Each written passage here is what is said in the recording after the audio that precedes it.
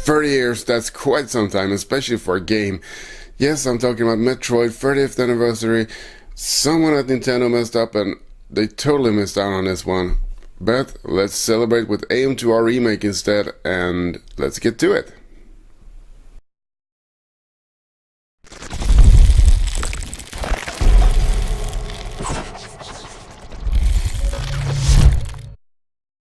So Nintendo decided to hold back on the gifts and the celebrations for Samus and Metroid's 30th birthday.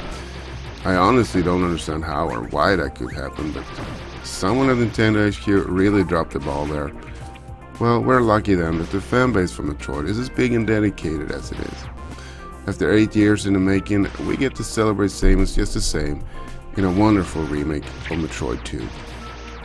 8 years, that's quite some time in itself, especially when dedicating that time to a project like this and when playing AM2R or another Metroid 2 remake as its full name is. You certainly understand how much work, time and effort that has been put into making this game. AM2R isn't just a remake though. It's a celebration, it's a dedication, it's a homage to the franchise, one which Nintendo obviously should have made but decided not to. But what we're getting here is just as good. A lot of attention has gone into making sure the smallest of details are true to the origin, but also feeling fresh and original at the same time. It's all linked together seamlessly.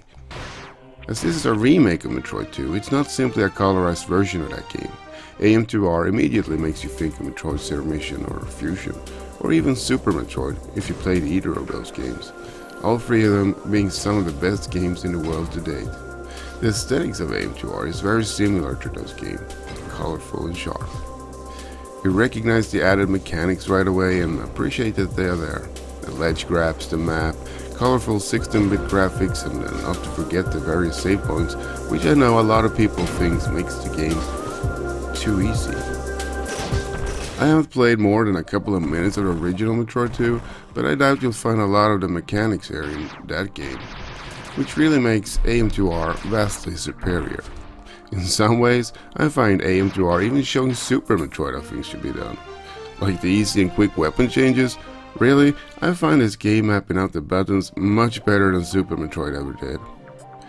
AM2R has Nintendo written all over it, and still, they didn't have anything to do with it. In fact, in the days I've stalled getting this video together, Nintendo has decided to kill this project off instead. I understand that they have to protect their IPs, but I also hope that they will realize that this is what people want. The last time we got a Metroid game from Nintendo was in 2010, and well, it was Metroid Other M, and that game just wasn't what everyone was hoping for. AM2R though is one of those games that at least brings me back to when games were all about being a fun experience, a way to get away from reality and explore various fantasy worlds and accomplish things that isn't possible in real life. Something that most of today's games honestly really suck at. If you do manage to get your hands on a copy of AM2R though, give it the time and attention that it deserves. This is a game that won't let you down. It will have you asking for more long after you beat it. It might, however, make you wonder about the balance of the game sometimes, and again, I didn't really play the original, but it feels like the first half of the game is about exploring and the second half is more of an action game where you go Metroid hunting. I wish this was more balanced throughout the game, but when looking at the game as a whole, it's something that's easily ignored. Nintendo might have forgotten you, but there's a lot of us out there that haven't. So happy birthday, Samus. Save the Adam. Until next time, relax. It'll go better.